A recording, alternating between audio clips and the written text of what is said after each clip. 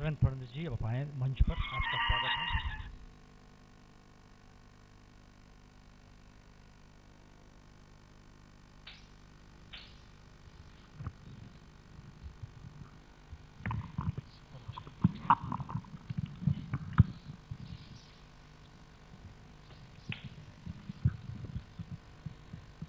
एक बरस पूरे हो गए देवेंद्र फडणवीस जी। हमने जो क्लिप देखी आपकी सरकार की, उसमें आपने शुरुआत ही कहा इस बार उत्सव नहीं संवाद। कितना खर्च आएगा संवाद बनाने में? अभी तक तो कोई खर्चा नहीं आया, और संवाद का मतलब इतना ही है कि हमने क्या किया है वो लोगों को जाकर बताएंगे। और मैंने पिछले 15 दिनों में लगातार अलग अलग माध्यमों का उपयोग करके लोगों तक पहुंचने का प्रयास किया है। हमारे सारे मंत्री ये भी इस बात को कर रहे हैं, और इस निमित्त से हमेशा जो कोई बड़ा एक एड कैंपेन चलता है और हमने एक सेलिब्रेशन होता है, वो न करते हुए जो हमारी स्कीम्स है उसको अलग अलग माध्यमों से हम जनता तक पहुंचाएंगे। संवाद सरोकार से पैदा होता है, और सरोकार का मतलब ये होता है कि सामने वाला भी कुछ बोले। हमने देखा कि आप ही सिर्फ बोल रहे थे, लगभग 8 मिनट तक आप ही बता रहे हैं, आप ही बोल रहे हैं। महाराष्ट्र में सत्ता सिर्फ आपकी है? देखिए, महाराष्ट्र में सत्ता ये भारतीय जनता पार्टी और शिवसेना की है, क्योंकि इस कार्यक्रम में आपने मुझे बुलाया है और इसलिए इसमें मैं बोल रहा था। अब जब दूसरों को बुलाएंगे तो वो भी बोलेंगे। तो इसका मतलब एक ये मान लिया जाए कि आपकी धारा अलग है और शिवसेना की धारा अलग है? क्यों धारा अलग होगी जी? देखिए, 2 अलग अलग पार्टियां हैं, दोनों के विचार, आचार, कार्य पद्धति, इसमें कुछ न कुछ भिन्नता है। अगर सारी चीजें सरीकी होती तो 2 पार्टियां क्यों होती, एक ही पार्टी होती। लेकिन आज हमें जो मैंडेट मिला है दोनों पार्टियों को, वो कांग्रेस और एनसीपी के खिलाफ मैंडेट मिला है। हमें 20 सीटें कम मिली, अगर 20 सीटें हमें मिलती तो केवल हमारा मैंडेट चलता। लेकिन जब 20 सीटें कम मिली है तो कांग्रेस एनसीपी के खिलाफ उनको भी मैंडेट मिला है, और जनता ये चाहती है कि चूंकि उन्होंने कांग्रेस और एनसीपी के खिलाफ मैंडेट दिया है तो हम दोनों साथ में आकर महाराष्ट्र में सत्ता चलाए। वही हम कर रहे हैं। इसका मतलब यह है कि सत्ता में रहते हुए कोई गैरकानूनी तरीके से कुछ भी करे, लेकिन वो आपके साथ खड़ा है तो आप खामोश रहेंगे? क्यों खामोश रहेंगे जी? कोई हमारा साथी हो या हमारा अपना भी हो, अगर गैरकानूनी काम करेगा तो उसके ऊपर कार्रवाई तो होगी ही। क्या कार्रवाई हुई? जिन्होंने सुनील कुलकर्णी के चेहरे पर कालिक पोत दिया। क्या कार्रवाई हुई? जिन्होंने कि षणमुगम हॉल में आयोजकों से कहा कि ये कार्यक्रम ना करें और राज्य सरकार उन्हें सुरक्षा न दे पाई, कि आप कीजिए। देखिए, पहली बात तो यह है कि सुधींदु कुलकर्णी जी को जिन्होंने कालिक पोती, उनको अरेस्ट किया गया, उनके ऊपर उनको प्रोसिक्यूट किया गया, उनको जेल में भी डाला गया, बाद में उनकी बेल हुई। दूसरा यह है कि जहां तक गुलाम अली जी का सवाल है, उनके कार्यक्रम को जिन्होंने आयोजित किया था वो आयोजक ही बैकआउट हो गए। हमने तुरंत उनसे संपर्क साधा और हमने उनको कहा था कि हम पूरी सुरक्षा आपको देने को तैयार है, पर जब तक हम संपर्क करते उनसे, उससे पहले ही उनमें से एक आयोजक ये किसी से संबंधित था, उनके साथ वो चले गए और उन्होंने वहां जाकर खुद अनाउंस कर दिया कि हम बैकआउट हो रहे हैं, हमको एक कार्यक्रम नहीं करना है। हमारा तो आज भी मानना है। देखिए, गुलाम अली जी को आप किसी बंधन में नहीं बांध सकते। वो एक कलाकार है, और वो यहाँ क्यों आ रहे थे? जगजीत सिंह जी को एक प्रकार से श्रद्धांजलि देने के लिए वो आ रहे थे, और ऐसे समय इस कार्यक्रम में उनको किसी देश का, किसी धर्म का इस प्रकार से ब्रांडिंग करना ये बिल्कुल ठीक नहीं था। और इसलिए हमारा आज भी मानना है कि गुलाम अली जी को अगर कोई उनका कार्यक्रम मुंबई में, महाराष्ट्र में आयोजित करना चाहता है तो हम उसके लिए पूरी सुरक्षा देंगे। नहीं, मैसेज ये जा रहा है कि आप महाराष्ट्र के सीएम जरूर हैं, लेकिन मुंबई के नहीं हैं। देखिए, महाराष्ट्र हो या मुंबई हो, इसमें हमारी सरकार का ही राज चलता है या दूसरी सरकार नहीं चलती। आपकी सरकार में आप बार बार एक सवाल, हमारा सवाल गुलाम अली को लेकर नहीं है, सिर्फ इतना सवाल है कि कोई शख्स कुछ करना चाहता है और सत्ता ही अगर आतंक फैलाने लगे तो साथ खड़ा हुआ मुख्यमंत्री कहता है बहुत भोलेपन से कि जनाब हम तो सुरक्षा दे सकते थे, अब कार्यक्रम रद्द करने वाले ने रद्द कर दिया तो हम क्या करें। देखिए, मैं आपको दोष दूंगा इस बात के लिए। देखिए, कोई भी घटना होती है तो उस घटना को आप इतना बड़ा बनाते हो। देखिए, अब ये जो गुलाम अली जी की घटना है, इस घटना में बिल्कुल गलत बात हुई है। इस कार्यक्रम को रद्द नहीं किया जाना चाहिए था, लेकिन उसके बाद आपने इस बात को भी उतना ही महत्व देने की आवश्यकता थी कि जो कार्यक्रम कसूरी जी का यहाँ मुंबई में हुआ, देखिए कसूरी जी के सारे बातों से हम बिल्कुल सहमत नहीं है, हम उसको एंडोर्स भी नहीं करते, पर राजनयिक पासपोर्ट पर कोई राजनयिक अगर हमारे यहाँ आता है तो उसको सुरक्षा मुहैया करना ये हमारा कर्तव्य है, और वो हमने करके दिखाया। और मुंबई में पूरी सुरक्षा के साथ सारे लोग उस कार्यक्रम में हाजिर थे।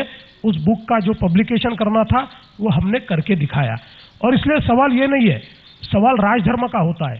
कसूरी जी से हमारे जो विवाद है, पाकिस्तान से हमारे जो विवाद है, वो उचित फोरम पर हम रखेंगे। आवश्यकता पड़ेगी, लड़ने की आवश्यकता पड़ेगी तो लड़ाई भी करेंगे।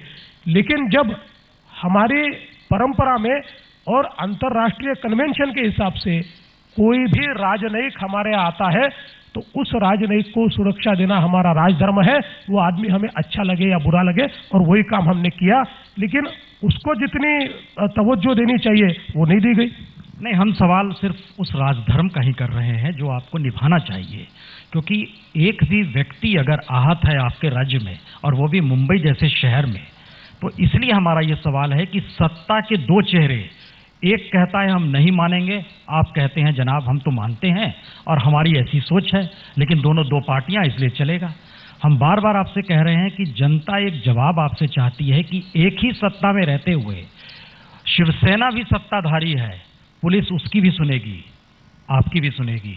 एक कहता है हम ये करेंगे, आप कहते हैं ठीक है हमारा विरोध है इससे। देखिए, पुलिस पार्टियों की नहीं सुनती, पुलिस सरकार की सुनती है, पुलिस गृह मंत्री की सुनती है, पुलिस मुख्यमंत्री की सुनती है, पुलिस कैबिनेट की सुनती है।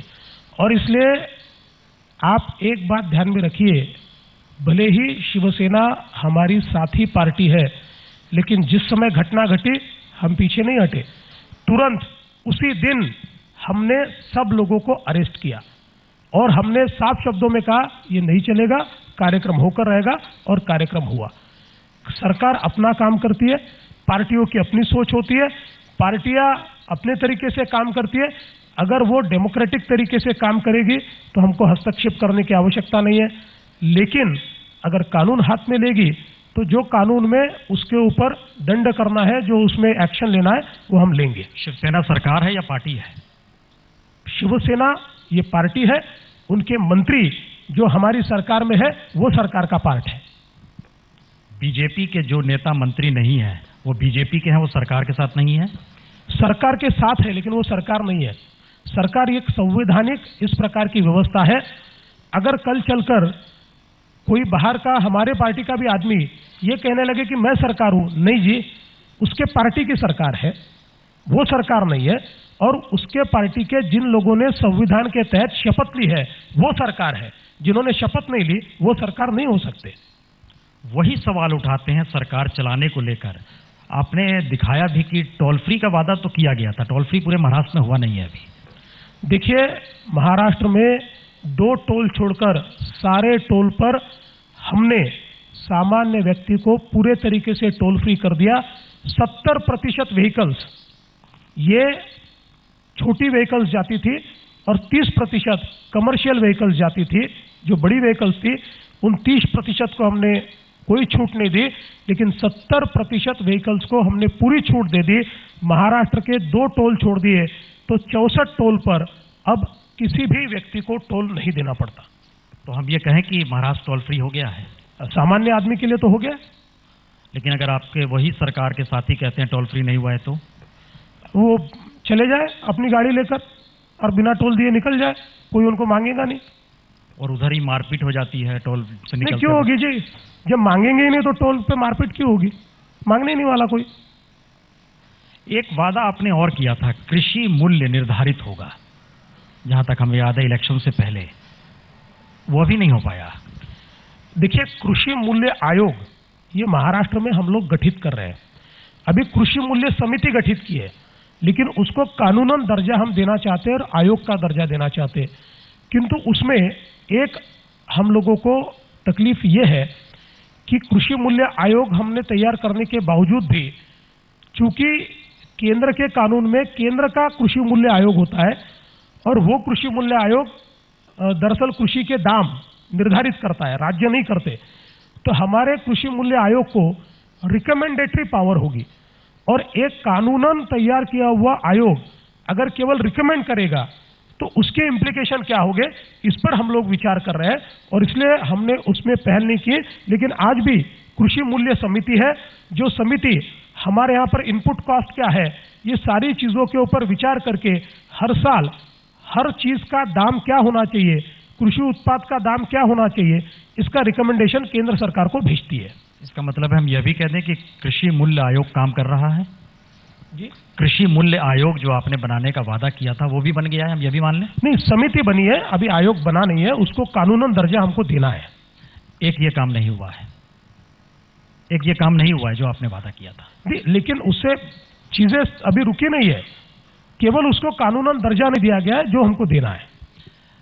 2012 में जब इकोनॉमिक सर्वे आया था और उसमें महाराष्ट्र में सिंचाई स्कैम का जिक्र हुआ था, तो हमें याद है कि आपका भाषण बड़ा प्रभावशाली था विधानसभा के भीतर में, और संयोग से ज़्यादातर सिंचाई योजनाएं जो थी वो विदर्भ से ही जुड़ी हुई है, चाहे वो घोसी कुर्द का मसला हो, लोअर वर्धा का मसला हो, सारी स्थिति थी। और आपने आंकड़े फिर 70,000 करोड़ के बताए थे। 365 दिन तो काफ़ी होते हैं। जिन बातों का जिक्र किया गया उनके जो आरोपी थे उन्हें जेल तक पहुंचाने में, देखिए इसमें पूरे जोरों से सारी तफ्तीश चल रही है और अगर आप देखें तो ये बड़ा कॉम्प्लिकेटेड मामला है, क्योंकि जिस गोसी खुर्द का आपने उल्लेख किया उस गोसी खुर्द पे एक कमेटी मेंढीगिरी की बैठाई थी। अगर उसका अहवाल हम देखें तो उसमें इतने मोटे मोटे 9 वॉल्यूम्स है और इसलिए अभी अलग अलग प्रकार के जो इंक्वायरीज है वो चल रही है। कुछ में गुने दाखिल हो चुके हैं, कुछ लोगों पर कार्रवाई हुई है और जो बड़े बड़े लोग हैं उनकी भी इंक्वायरीज बड़ी तेजी के साथ चल रही है। समय इसलिए लगता है कि ये बड़ा टेक्निकल काम है और टेक्निकल कामों में अगर हम लोग केवल पब्लिसिटी के लिए बिना सारे कागज जुटाए अगर कार्रवाई कर देंगे तो वो कार्रवाई ठीक नहीं होगी। और इसलिए आप देखिए हमने किसी को स्पेयर नहीं किया है। अभी महाराष्ट्र सदन के स्कैम में भुजबल जी के ऊपर एफआईआर हो चुका है और अभी अभी आपने देखा होगा कि इरिगेशन स्कैम में श्री अजित पवार जी और श्री सुनील तटकरे जी इनकी इंक्वायरी शुरू हो चुकी है। उसी में जो प्राइमा फेसी कॉन्ट्रैक्टर्स और अधिकारी थे उनके ऊपर कार्रवाई हो चुकी है और इसलिए मसला बिल्कुल आगे बढ़ रहा है। और मैं साफ शब्दों में कहना चाहता हूं कि चाहे जो हो जाए, जिस प्रकार से ये भ्रष्टाचार हुआ है, जो भी चाहे कितना भी बड़ा हो, उसके ऊपर कार्रवाई होकर रहेगी।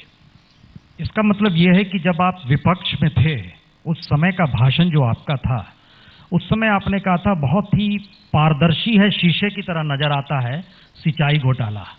आपने जो कहा था विधानसभा के भीतर में और अभी तुरंत जो आपने कहा ये मामला टेक्निकल है, दोनों में अंतर क्या है? हमको लगता है लोगों को जानना चाहिए। नहीं, बिल्कुल कोई अंतर नहीं है जी। देखिए सर, एक मैं आपको आपने जो कहा था गोसी खुर्द 1982, उस समय इसकी कीमत तो थी 372 करोड़ थी, आज ये बढ़ते बढ़ते 14,000 करोड़ हो गई है। चंद्रपुर सिंचाई योजना 204 करोड़ थी, बढ़ते बढ़ते हजारों करोड़ में चल गई है। लोअर वर्धा 1981 में उस समय 48 करोड़ कीमत थी, आज ये 2,356 करोड़। आपके भाषण का हिस्सा है जो हम अभी बता रहे हैं आपको। वैनगंगा यवतमाल 92 करोड़ कीमत थी, ये 190 करोड़ कीमत थी, बढ़ते बढ़ते 54,000 करोड़ पहुंच गई, 92 में था। बुल्डाना का आपने जीगांव का जिक्र किया, 10 योजनाओं का जिक्र आपने करते हुए कहा बहुत ही पारदर्शी है और इन लोगों को तो बंद कर देना चाहिए। बिल्कुल, आज भी मेरा यही मानना है। और इसमें मूल रूप से जैसे गोसी खुर्द का विचार करें या अन्य परियोजनाओं का विचार करें, किया क्या है? 1 रुपए का काम है, 1 रुपए का काम का टेंडर समझिए 100 रुपए का काम है तो 125 रुपए का आया। अब 125 रुपए का टेंडर यानी 25% अबव ये नहीं दिया जा सकता, 5% से ज़्यादा का अधिकार नहीं है।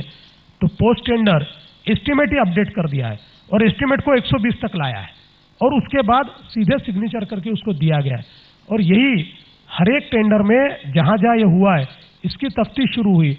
पहले फेज में क्या हुआ, पहले फेज में जो इंजीनियर्स है जिन्होंने इसके ऊपर सिग्नेचर किया है उनको हमने सस्पेंड किया, उनमें से कुछ अरेस्ट हुए।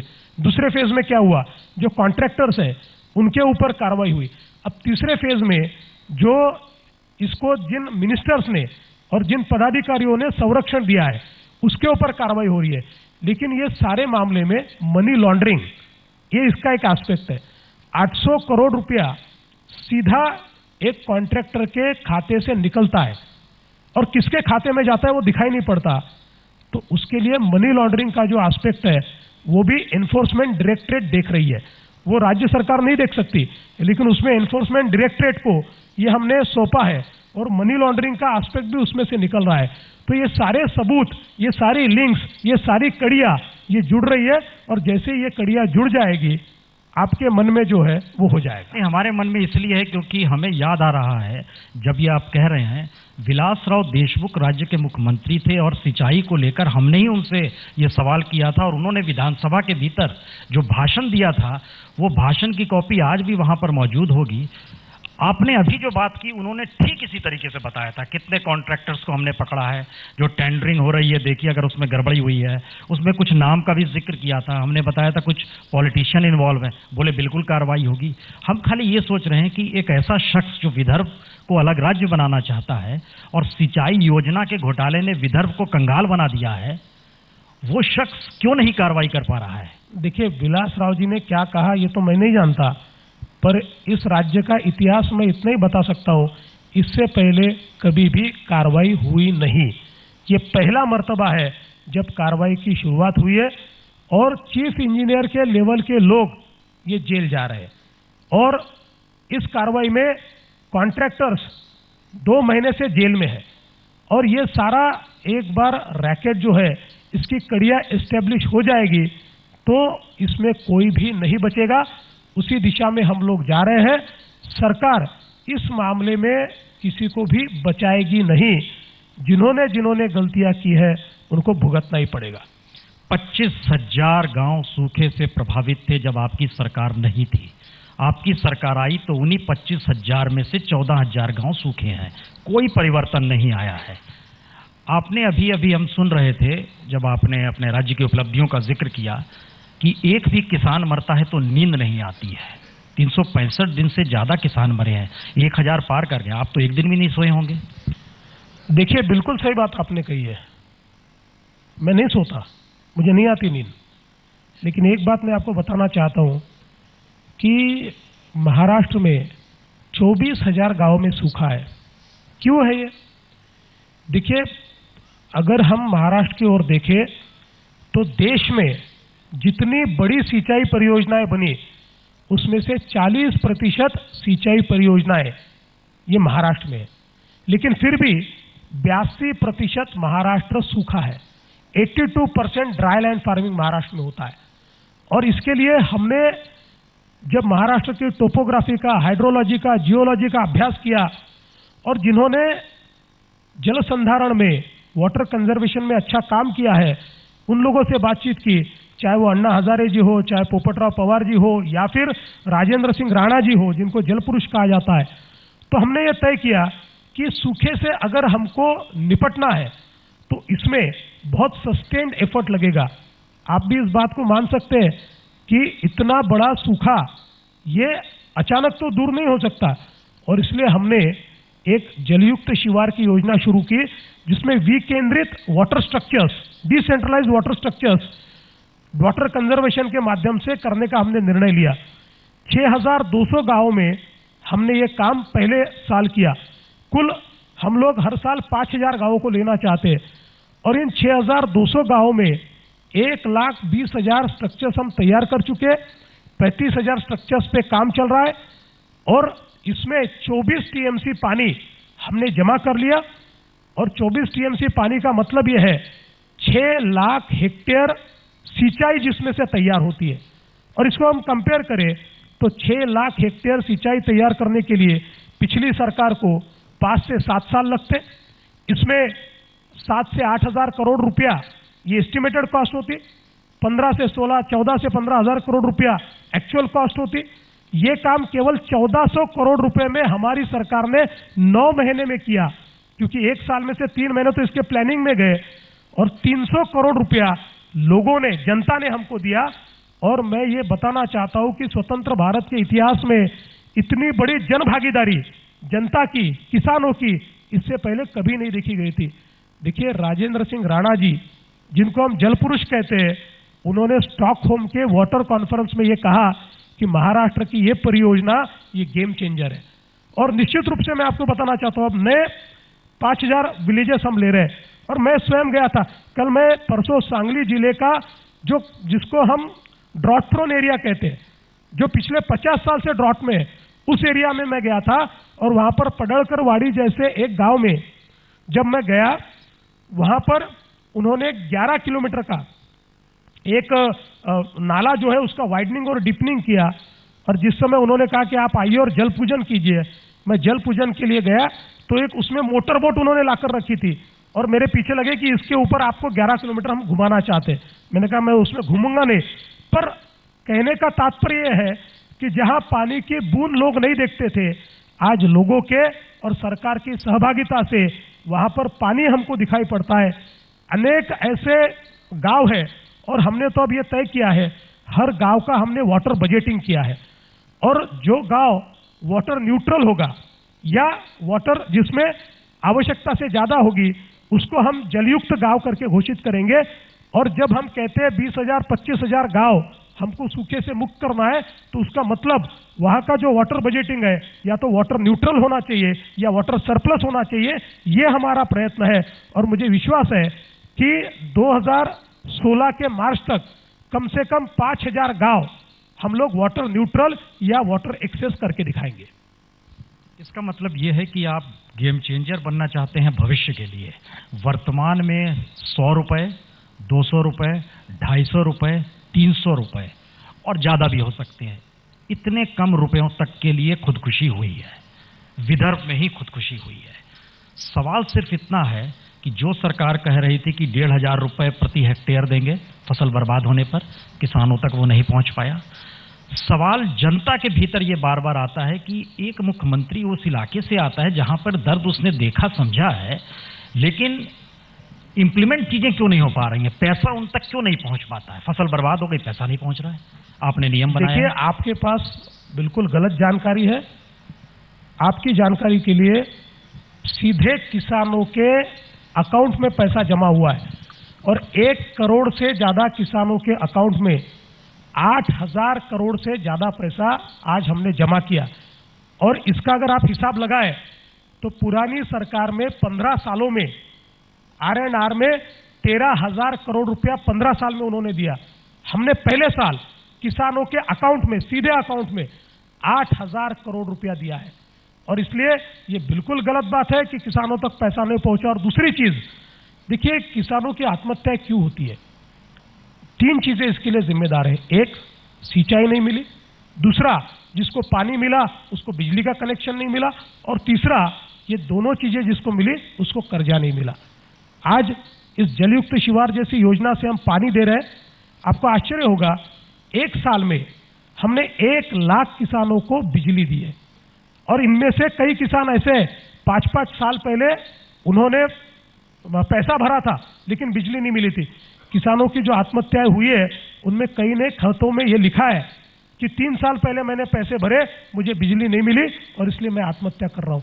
1 लाख किसानों को। और हमने तय किया है कि जून 2016 तक महाराष्ट्र में एक भी पेड़ पेंडिंग हम नहीं रखेंगे। जितने पेड़ पेंडिंग है वो सारे काम हम करेंगे। इसमें समय इसलिए भी लगता है कि इंफ्रास्ट्रक्चर तैयार करना पड़ता है, पुरानी सरकार ने नहीं किया। आज 1 साल में हमने 1,000 करोड़ खर्चा किया, 1,300 करोड़ और दिए और 2,000 करोड़ और हम दे रहे, 4-4.5 हजार करोड़ रुपए का इंफ्रास्ट्रक्चर तैयार कर रहे, हर एक को हम बिजली दे रहे। तीसरी चीज ये है कि महाराष्ट्र में मूल रूप से किसानों को जो कर्जा मिलता था वो डिस्ट्रिक्ट सेंट्रल कोऑपरेटिव बैंकों से मिलता था। और डिस्ट्रिक्ट सेंट्रल कोऑपरेटिव बैंक्स यहाँ पर स्ट्रांग होने से गांव में नेशनलाइज बैंक्स या कमर्शियल बैंक ये गई नहीं। सारा व्यवहार ये सहकारिता के माध्यम से होता था। दुर्दैव से पिछले 5-7 सालों में जो सरकारी पार्टी थी उनके नुमाइंदों ने राज्य के 12 जिला बैंकों को खाया। इतना भ्रष्टाचार उसमें हुआ कि आज वो बैंकें कर्जा दे नहीं सकती। हमने पैसा दिया बैंकों को इस बार कि आप कर्जा दीजिए, फिर भी वो बैंकें कर्जा नहीं दे पाती। और आप एक बात मानेंगे कि एक इंस्टीट्यूशन जब कोलैप्स होता है तो एक दिन में वहां पर बाकी बैंकें हम खड़ी नहीं कर सकते। फिर भी हमने लगातार प्रयास किया कि किसानों को कर्जा मिले।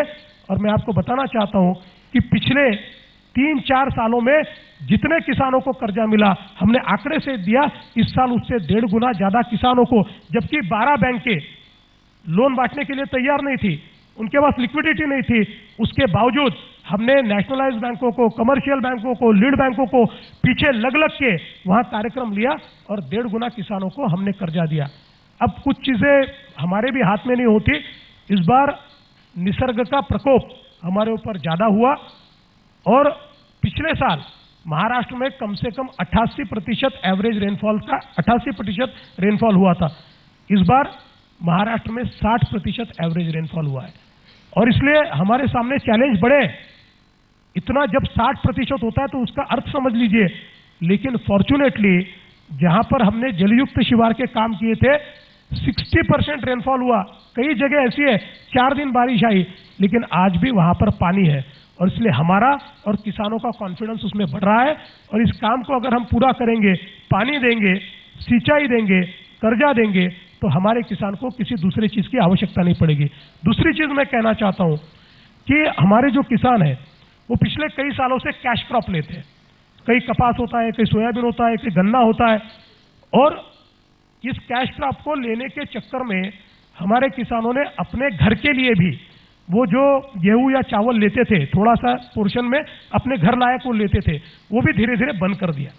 और आज अवस्था ये होती है कि एक दिन अचानक बारिश आती है या एक बार बारिश ही नहीं आती और उनका क्रॉप समाप्त हो जाता है, हाथ में पैसा नहीं होता और घर में खाने को अनाज नहीं होता, क्योंकि अनाज उन्होंने उसकी उगाई नहीं की होती।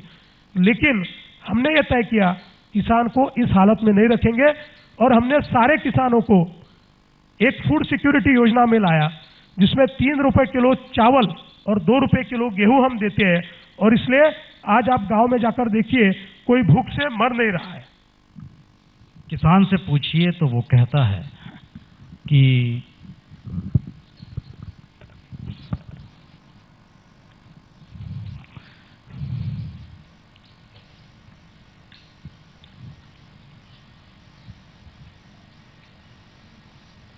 किसान के सामने ये सवाल है देवेंद्र फडणवीस जी, उससे पूछिए तो कहता है ऊपर इंद्र भगवान है, नीचे साहूकार है। आप साहूकार का जिक्र ही नहीं करते हैं। कम से कम आज इस मंच से ऐलान कर दीजिए कि इस किसानों को जो साहूकारी के धंधे में घेरे हुए हैं उसमें अगर कोई भी पॉलिटिशियन होगा तो उसको हम जेल भेज देंगे। ये तो ऐलान कर दीजिए। बिल्कुल निश्चित साहब। और हमने तो नहीं, आप बोल दीजिए ना कि पॉलिटिशियन अगर साहूकार के रूप में है, पॉलिटिशियन क्या, कोई भी अगर अवैध तरीके से साहूकारी कर रहा है, कोई भी जो कानूनन बिना लाइसेंस के कर रहा है या लाइसेंस ले रहा है लेकिन बावजूद उसके उसको जितने ब्याज पर देना चाहिए, जिन टर्म्स एंड कंडीशन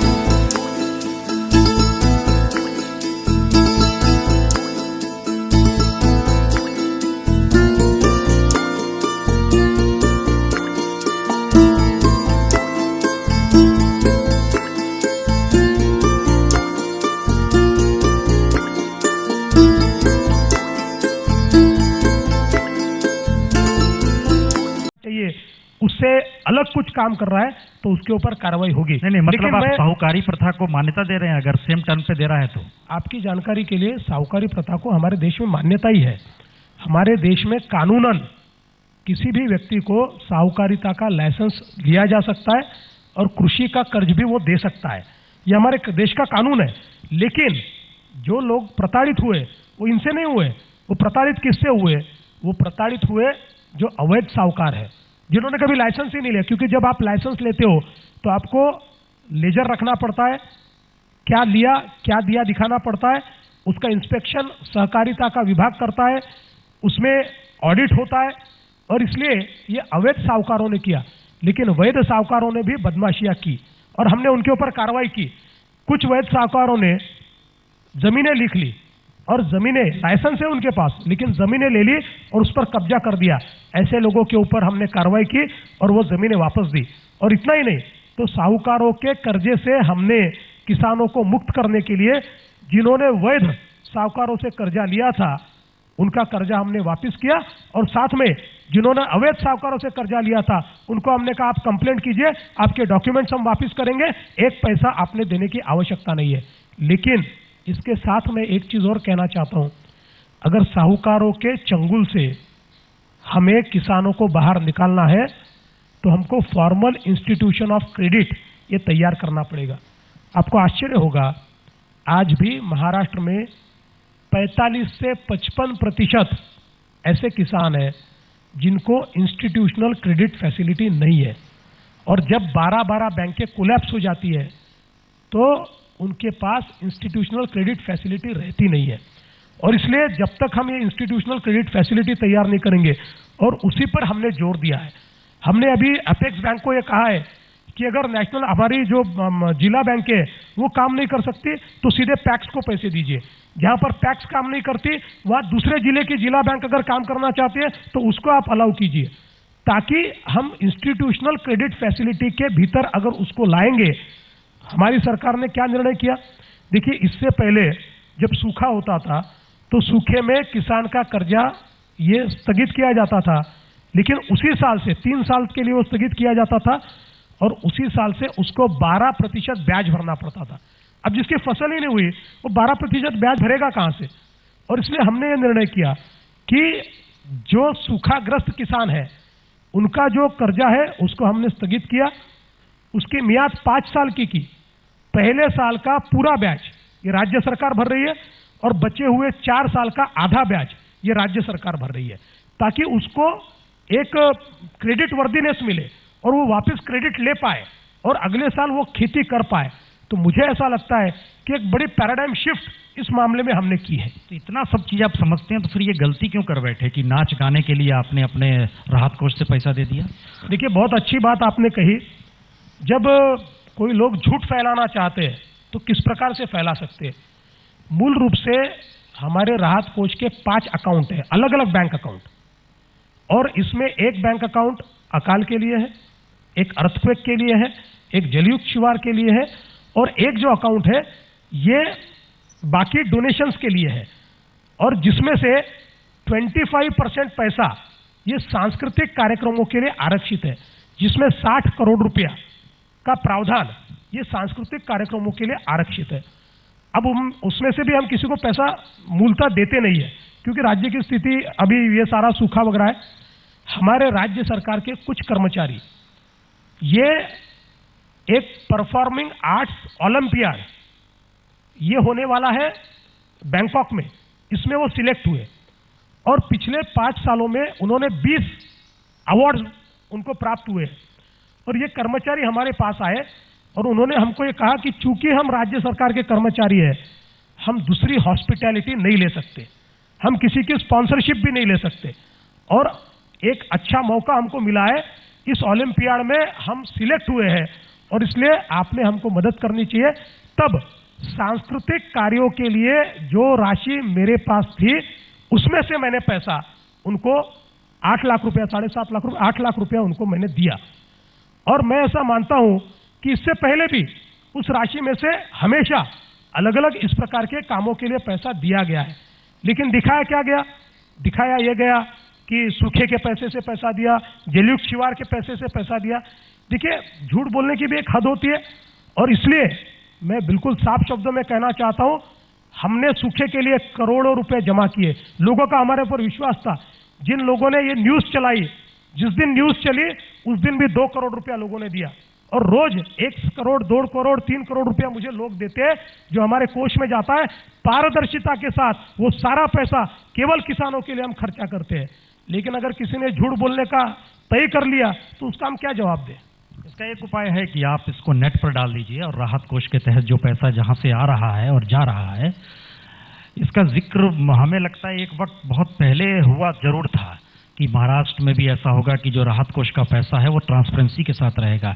ये व्यवस्था कर दीजिए। नहीं बिल्कुल, आपकी जानकारी के लिए जितना पैसा हम जमा करते हैं, किसी को भी राहत कोष से देते हैं, वो सारा पैसा हमारा वायर ट्रांसफर है, आरटीजीएस होता है। इसका पूरा बैलेंस शीट और अकाउंट तैयार होता है और साल के अंत में उस अकाउंट को हम दिखाते हैं। हाँ, ये भी हम कर सकते हैं कि अगर किसी को, और इसीलिए जब किसी ने आरटीआई में मांगा, हमने छुपाया नहीं, हमने तुरंत दे दिया। लेकिन आरटीआई में देते समय उनको भी ये पता था कि कौन से कोष से पैसा गया हुआ है, पर वैसी जानकारी देते तो उससे खबर थोड़ी बनती। नहीं, आपको दो फ्रंट पे लड़ना है। एक तरफ किसान का स्थिति है, दूसरी तरफ एक पश्चिम महाराष्ट्र भी है, मुंबई भी है। आप दुनिया में जाते हैं पैसा मांगने के लिए कि निवेशक आप आ जाइए, निवेशक आप आ जाइए, ये कहने के लिए जाते हैं पूरी टीम के साथ। लेकिन निवेशक देखता है कि महाराष्ट्र में हो क्या रहा है, मुंबई में क्या हो रहा है, जिस स्थिति में लोग भयभीत होते हैं। तो निवेशक तो कबूतर की तरह है, एक कबूतर आएगा तो दूसरा आएगा, तीसरा आएगा, वो नहीं आ पाएगा। तो आपका गवर्नेंस जो है जहां पर नजर आना चाहिए वहां पर नहीं नजर आता है। इससे इनकार है? बिल्कुल इनकार है। वो इसलिए है कि जितने बड़े पैमाने पर निवेशक आज महाराष्ट्र में आ रहे हैं, शायद ही और कहीं जा रहे हैं। और इस साल सबसे ज्यादा निवेश और खासकर सबसे ज्यादा एफडीआई ये महाराष्ट्र में हुआ है। 1 लाख करोड़ रुपया, ये तो जो हमने अलग अलग लोगों से बातचीत की और यहां निवेश हुआ वो 1 लाख करोड़ रुपया है। और आपने देखा, देखिए फॉक्सकॉन जैसी कंपनी, जो चीन में मैं उनकी फैक्ट्री में गया था, एक फैक्ट्री में 5 लाख लोग काम करते। और आज देश में आवश्यकता क्या है? इलेक्ट्रॉनिक्स और हार्डवेयर के निर्मित की। हमारा देश इलेक्ट्रॉनिक्स और हार्डवेयर पूरा का पूरा इंपोर्ट करता है। मोबाइल फोन पूरे हम इंपोर्ट करते हैं, केवल 7% मोबाइल फोन हम तैयार करते हैं। ये जितनी स्क्रीनें आपके यहाँ लगी हुई है, जितनी टीवी स्क्रीन हमारे यहाँ होती है, उसमें से 90% टीवी स्क्रीन ये हम आयात करते हैं। और 2030 साल तक हमारा जो इलेक्ट्रॉनिक्स का इंपोर्ट है वो क्रूड के, ऑयल के इंपोर्ट से ज्यादा हो जाएगा, ज्यादा पैसा हम उस पर खर्चा करेंगे। और इसलिए हमने ये प्रयास किया कि हार्डवेयर और इलेक्ट्रॉनिक्स में हमें बहुत संभावनाएं दिखी। हम फॉक्सकॉन के पीछे लगे, हमने उनको कन्विंस किया। 7 बार उन्होंने यहां आकर महाराष्ट्र की सारी परिस्थिति का जायजा लिया, अलग राज्यों में भी हो गए, और अंत में उन्होंने ये तय किया हम इन्वेस्टमेंट महाराष्ट्र में करेंगे। देश का सबसे बड़ा निवेश ये महाराष्ट्र में हुआ। जनरल मोटर्स का $2 बिलियन का निवेश, पॉस्को का 2 से ज्यादा बिलियन डॉलर्स का निवेश। ऐसे लगातार निवेशक विदेशों से यहां पर आ रहे हैं और इतने बड़े पैमाने पर निवेश यहां पर हो रहा है। तो इसका सीधा मतलब यह है कि निवेशकों का कॉन्फिडेंस जो है वो महाराष्ट्र में है, और वो कॉन्फिडेंस हमने वृद्धिंगत किया है। सिर्फ पैसा तो नहीं आएगा, कुछ अधिकारी भी आएंगे। हम जहां तक समझ पा रहे हैं, फॉक्सकॉन कंपनी का जो जिक्र आप कर रहे हैं या जनरल मोटर का जिक्र जो कर रहे हैं, तो 6 देशों के लोग हैं वहां पर अधिकारी के तौर पर फॉक्सकॉन की कंपनी में, और उन देशों में बीफ भी खाया जाता है। आपके यहाँ तय आप ही करते हो क्या खाएंगे, क्या संगीत सुनेंगे। बड़ा मुश्किल है ये, उन लोगों के ज़हन में मैसेज रहता है ये। आपकी जानकारी के लिए मैं आपको बता देना चाहता हूं कि ये जो बीफ बैन की बात लगातार उठती है, हमारे देश के 25 राज्यों में ये बैन है। और हमारे यहां पर गोमांस आज हमने बैन नहीं किया, ये 70 से बैन है। हमने केवल उसमें क्या किया, तो 1997 में एक सरकार ने कानून तैयार करके केंद्र को भेजा था, जिसमें गौवंश की हत्या के ऊपर उन्होंने बैन लगाया था।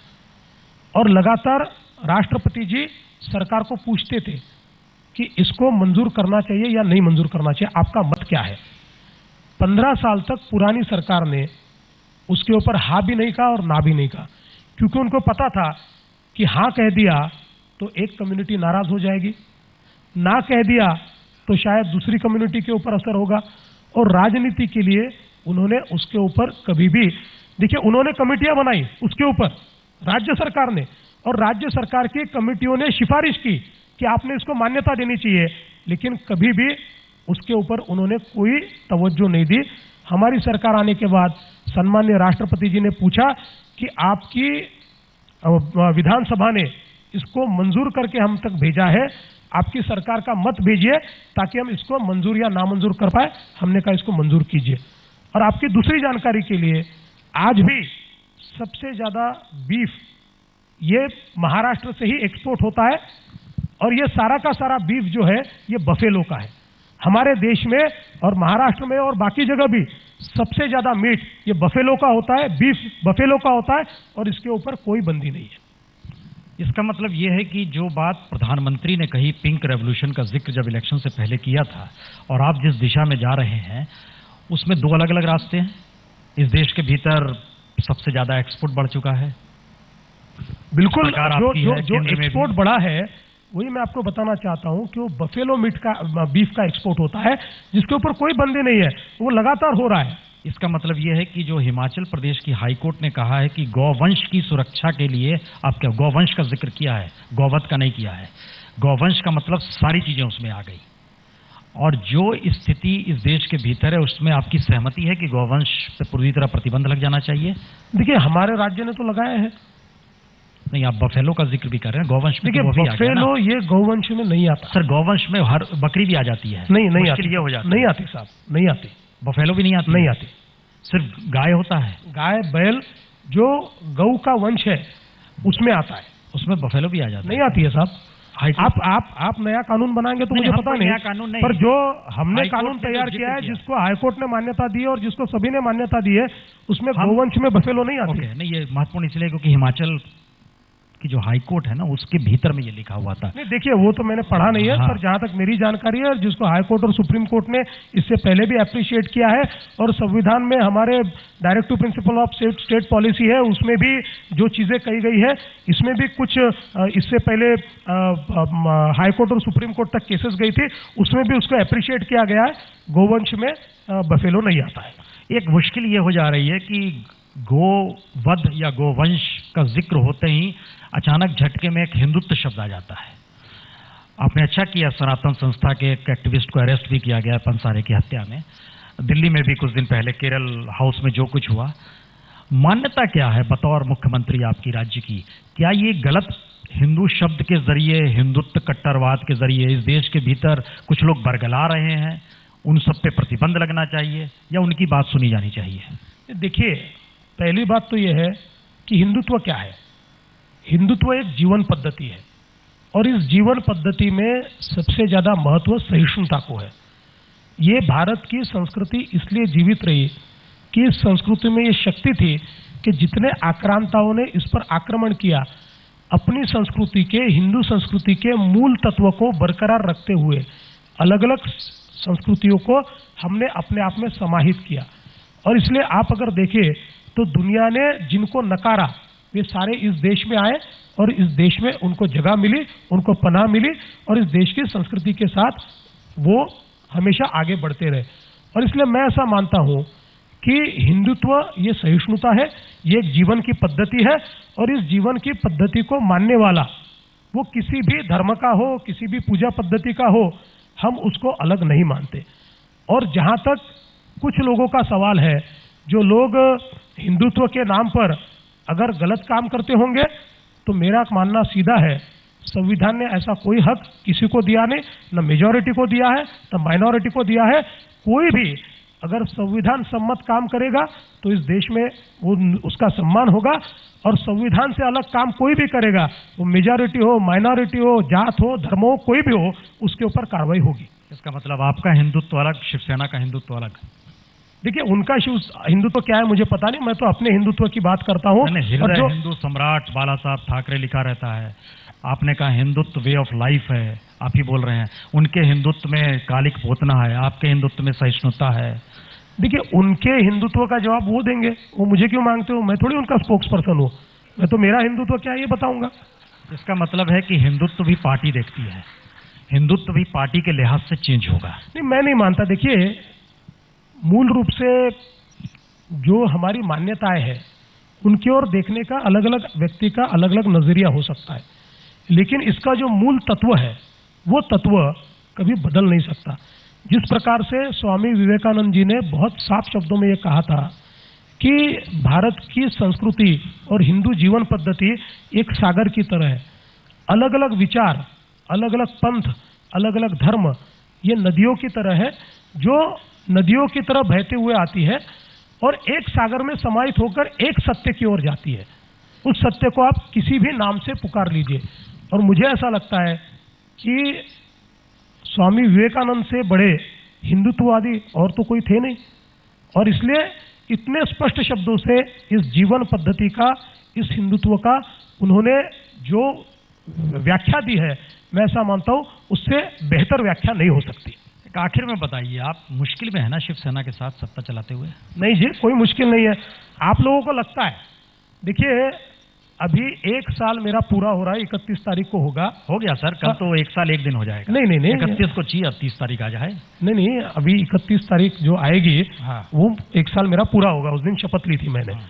लेकिन वो छोड़ दीजिए।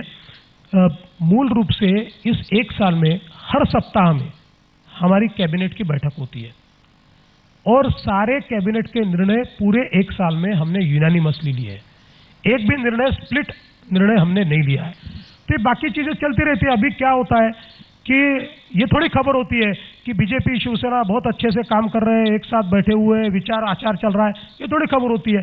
कोई कुछ बोल देता है तो कैसा इन दोनों में झगड़ा चल रहा है, ये खबर होती है। आपको भी अपना टाइम पास करना है, प्रिंट मीडिया को अपनी जगह भरनी है और हमको अपना काम करना है। नहीं, टाइम पास तो आप कर रहे हैं क्योंकि आपका खून हरा हो गया है। आपका खून हरा हो गया है, इसका जिक्र और कोई नहीं, आपके साथ लाल खून वाले कर रहे हैं। देखिए, कोई भी पेपर, न्यूज़पेपर कोई बात अगर छापता है, नहीं छापता नहीं है, कहा छापता है। नहीं जी, किसने कहा? उद्धव ठाकरे। नहीं था। खून हरा हो गया है प्रधानमंत्री का, इस शब्द का इस्तेमाल किया गया। देखिए, आपको मैं दावे के साथ कहता हूं, प्रधानमंत्री का खून हरा हुआ है। उद्धव ठाकरे जी ने कभी नहीं कहा। आप दिखा दीजिए।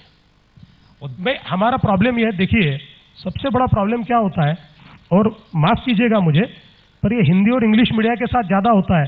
उद्धव ठाकरे जी भाषण मराठी में करते हैं और आप लोगों को समझ में आता नहीं है, और उसके इतने आप अलग अलग अर्थ निकालकर हमको ठोक देते हो। इसका मतलब ये माना जाए कि सामना के संपादक को बदल दिया जाए?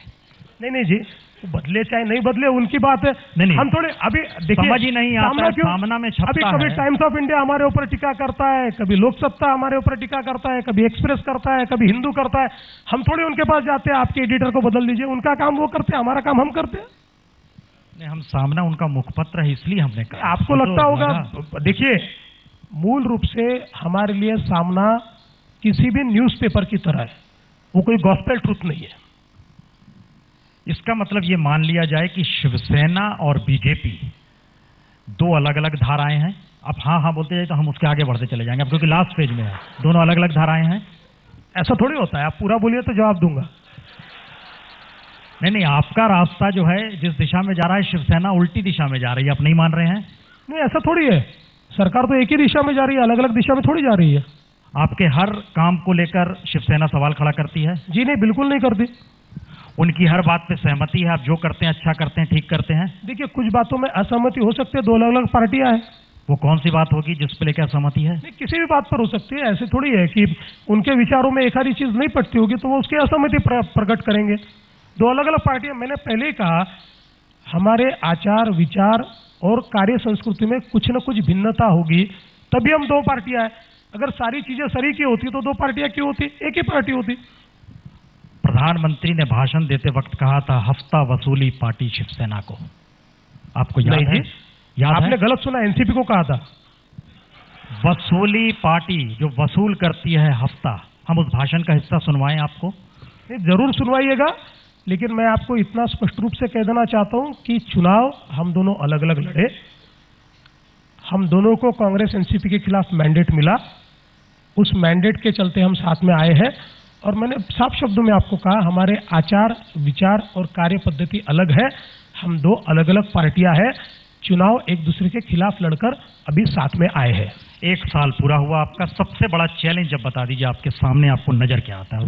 इंटरव्यू खत्म। देखिए, मेरे सामने सबसे बड़ा संकट ये कृषि का है, और जब तक महाराष्ट्र में सस्टेनेबल इस प्रकार की कृषि हम खड़ी नहीं करते, तब तक महाराष्ट्र कितना भी विकसित हो जाए, हम उस विकास को सामान्य आदमी तक नहीं पहुंचा पाएंगे। आज भी अगर महाराष्ट्र का जीडीपी हम देखेंगे तो उसमें कृषि का हिस्सा केवल 11% है, लेकिन कृषि से जिनको रोजगार मिलता है उनका हिस्सा 45 से 55% है।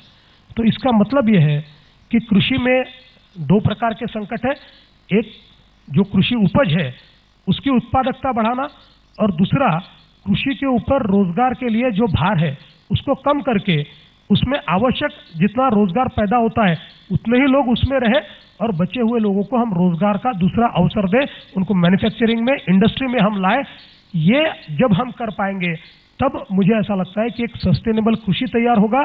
हमारी जो जनसंख्या है उनको हम कुछ न कुछ पैमाने पर रोजगार दे पाएंगे और महाराष्ट्र आगे बढ़ेगा। टारगेट 2019 ये सूखा मुक्त महाराष्ट्र। बहुत बहुत शुक्रिया, बहुत बहुत शुक्रिया फडणवीस जी।